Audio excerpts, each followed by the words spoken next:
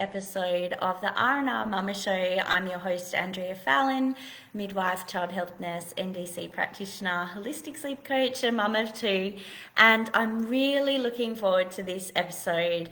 I'm really looking forward to diving into this with you because I think it's so important. Once we understand the history of the current mainstream sleep advice, then it makes us so much, or it just gives us so much more insight into why things are as they are, and it helps us to let go of some of these old ideas and move forward with new ideas. And there's lots of great research out there now about some new approaches, and I'll get right into that and some things that you can try. But yes, let's get started. I can see there's a couple of people watching, which is awesome. Let me know if you can hear me okay and see me okay. Slightly croaky today. I've had a little bit of a cold thing happening. So sorry about that. I can see a few more people jumping on. So cool. Yeah, so let's just get right into it. And yeah, let me know in the comments if you've got any questions because I'm happy to answer any questions that come up as well.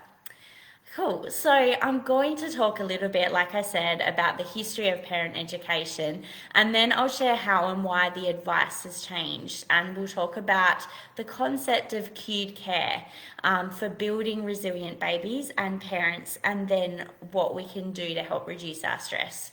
So it's important to know the background behind some of the common advice that you hear so that you can understand the reasoning behind it and make an informed decision about whether it aligns with what's important to you as a parent. So mainstream Western parenting ideas have their roots in the early 1900s when behavioural psychology was just starting. Theories came about from research on animals, and it was suggested that human behaviour could be shaped purely through consequences and rewards. And these ideas emerged around the same time that women started birthing in hospitals with a lot of intervention, natural processes were being disrupted, that helped really create that connection between mum and baby. Those processes were being disrupted. And the medicalisation of childbirth also meant that traditional knowledge about the social behaviours that helped to optimise birth and breastfeeding outcomes began to disappear. So there was a guy called Dr. Truby King who developed what's known as scientific mothering, which was really a regulatory approach to infant feeds and sleep. And it emphasized measurement, routine, and expert supervision. And so during their hospital stay, mums and babies were routinely separated. Babies spent a lot of time in the nursery and they were fed according to strict schedules. So you might have seen this in movies, like these old movies where the parents, the dad maybe comes in to visit the mum and baby, and that they're pointing to the baby through the window, like they're looking for their baby and they're pointing, and the nurse comes and like shows the baby. That was what was happening. Babies were being kept a lot of the time in the nursery. They weren't rooming in with their mums. And so by the 1920s, these methods were actually quite widespread in Western society, and this was becoming the norm, having this, these schedules, babies separated from their mums, and that was kind of just how it was. And then in the second half of last century, the ideas of scientific mothering were reinforced by what was going on with behavioural psychology. So around this time, there were a number of psychologists and paediatricians who got together and they put some advice out there based on these theories of behavioural psychology. And these were ideas that they thought basically that we needed to create early independence with little ones so that we could avoid spoiling them. And this advice was taught by health professionals, and it was taught in mothercrafting classes in school. So that's how this became very widespread very quickly, because not only were these messages coming from, about early independence were coming from the health professionals, they were also coming from like being taught to teenage girls in schools. So you can imagine, like, then it just kind of becomes like, the dominant messaging. And so mothers were taught that they should feed their baby strictly every 4 hours, not allow any feeds in between, and if a baby protested, that they should be ignored, because it was thought that if they stuck to a schedule, it would train them, and it would train their nervous system, teach them to be self-disciplined from a young age, and avoid creating a needy child. So in other words, it was considered that if you responded to your baby's cries, you were rewarding a behavior that was undesirable. So I just want to let you sit on that for a minute, because I think when you sit on that idea and you realize, hang on a minute, like, this idea is still around. How much of the mainstream parenting advice with toddlers is, if they're having a tantrum, just ignore them. We don't want to reward that behavior. That idea is still so pervasive. And so that's where it's come from. We're looking at these ideas from the 1950s about, training the nervous system. Cool. So mothers were also taught not to interact with their babies during feeding and sleep times, and to keep the surroundings very unchanged to help calm the nervous system. So it was also suggested that babies should be put down in their cot awake to learn to self-settle. And it's important to note that this advice was all based on these theories of psychology at the time, and not on sound scientific research. So, those ideas were coming from those animal studies where it was looked at, consequences, rewards, that very simplistic idea of how behavior works. That we're driven and motivated by rewards, and we want to only reward good behavior and ignore bad behavior. So it's a very simplistic idea. It didn't come from research on humans. It didn't come from research around neuroscience or child development, because evidence-based healthcare didn't come in until 1990. So we're talking about pre-1990, when this was all very sort of, simplistic. And so while these ideas of the past were taught with the best of intentions, and I think it's important to note this, people thought that they were doing the right thing. They thought that this was the way to ensure that adults were independent, disciplined. You weren't going to see social issues because you had these disciplined, well-behaved adults. It wasn't... it wasn't based on the research, though, and it wasn't based on what we know now about child development and neuroscience and all those things.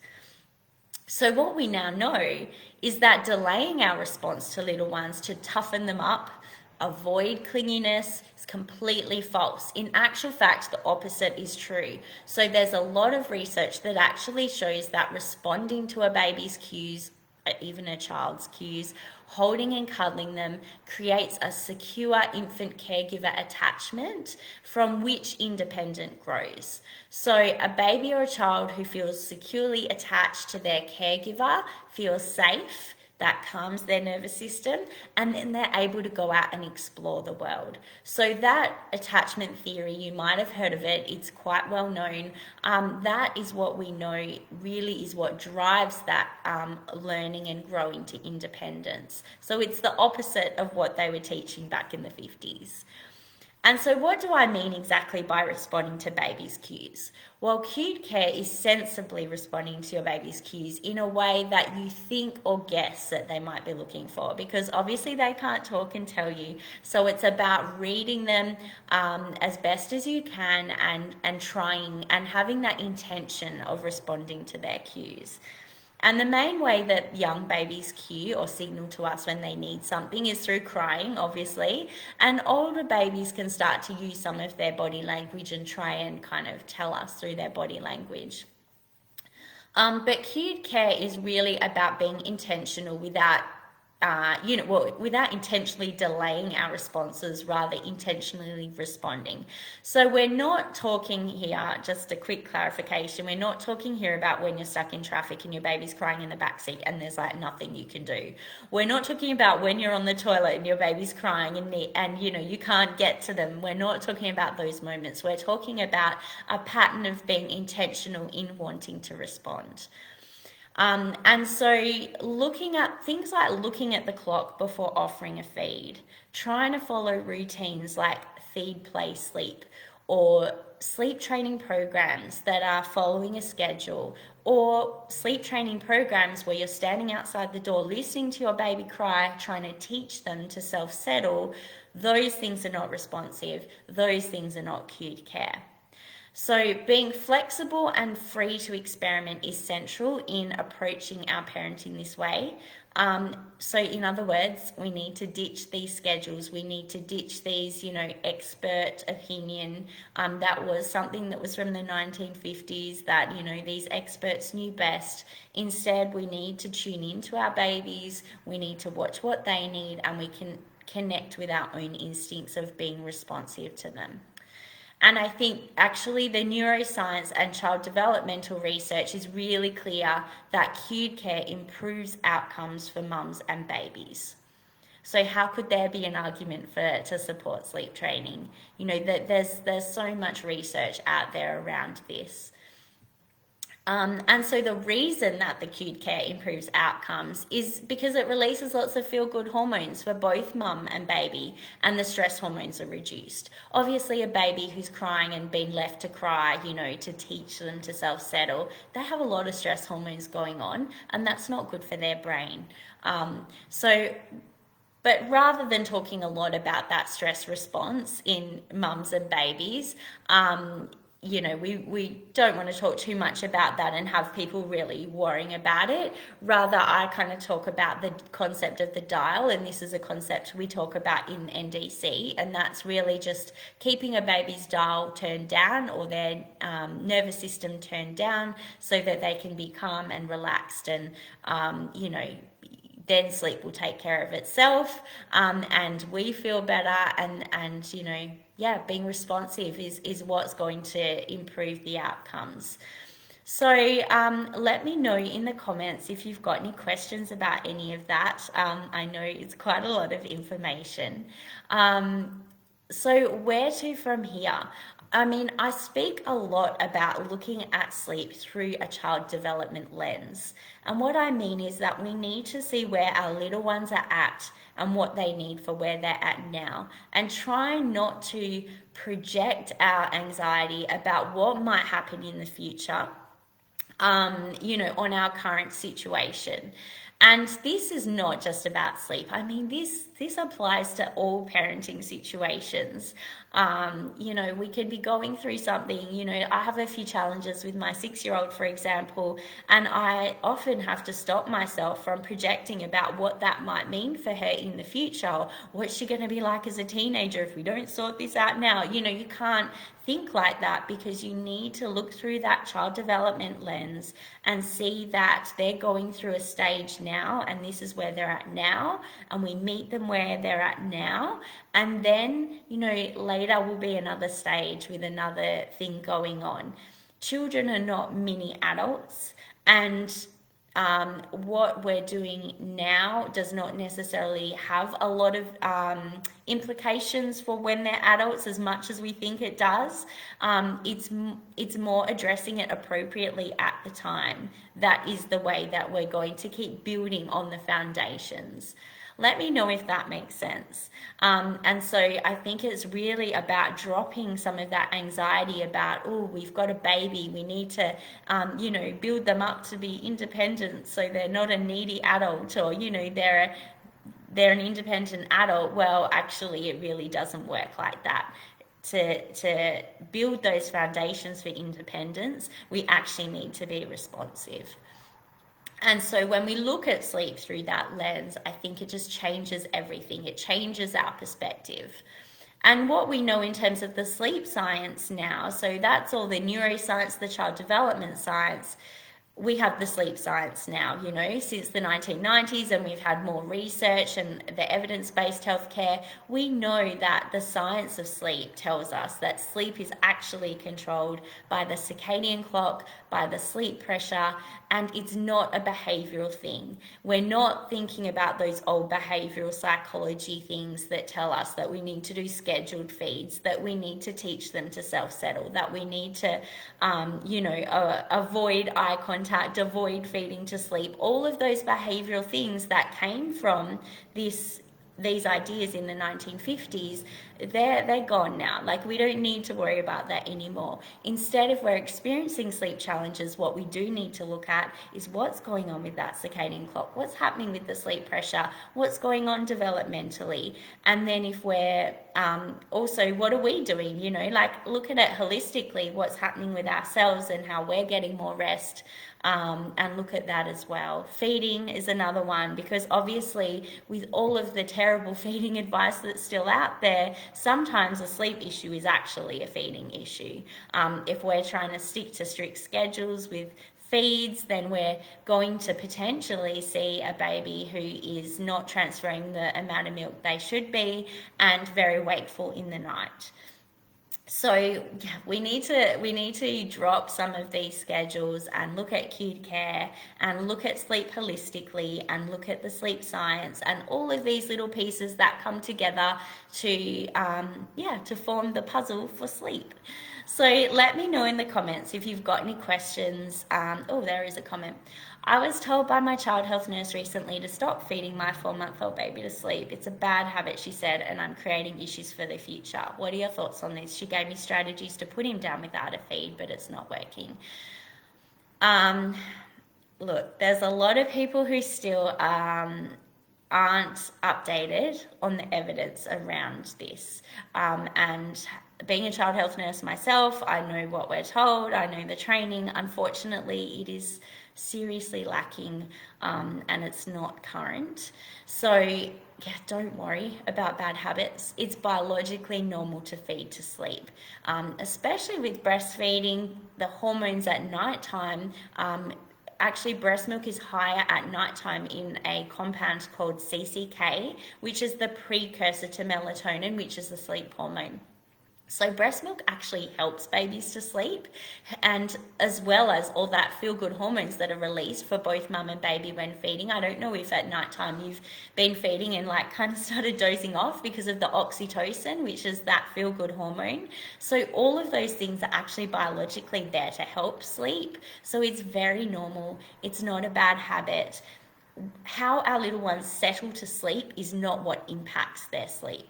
Right? So feeding to sleep, rocking to sleep, co-sleeping, it's nothing. You know, what actually impacts the sleep is the circadian rhythm and the sleep pressure. The sleep hormones control sleep.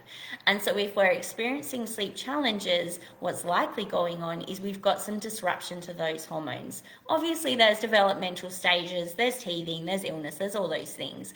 But if we're experiencing ongoing sleep challenges, then we need to look at those biological factors that impact sleep, not the settling method. So don't worry, Kathy, keep feeding to sleep. It's not a bad habit. And, you know, I've got loads of clients who are still feeding their toddlers to sleep and their toddlers sleep through the night. So, you know, there's not really much of an argument for it being a problem. Any other questions, let me know. And if that, you know, does that make sense? Does it resonate with you? I'd love to know what your thoughts are.